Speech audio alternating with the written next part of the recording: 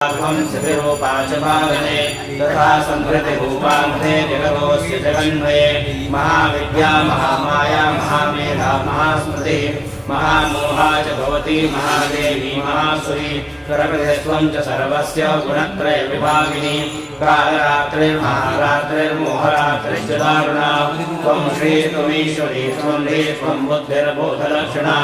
लज्जा पुष्टिस्तथा तुष्टिस्त्वं शान्तिक्षान्तिरेव च खड्गिनी शूर्णी घोराकृतिनी चक्रिणी शङ्किनी चापिनी बाणौ शुण्डी परिगायुधा सौम्या सौम्यतरा शेष सौम्येभ्यस्पति सुन्दरी परापराणां परमा त्वमेव परमेश्वरी यच्च किञ्चिद्वचिद्वस्तु सदसद्भावितात्मिके तस्य सर्वस्य या शक्तिः सा त्वं किं स्तूयसेतः यया त्वया जगत्सृष्टा जगत्पात्यत्यो जगतो सुपीडिता शम्नीतः कस्वां स्तो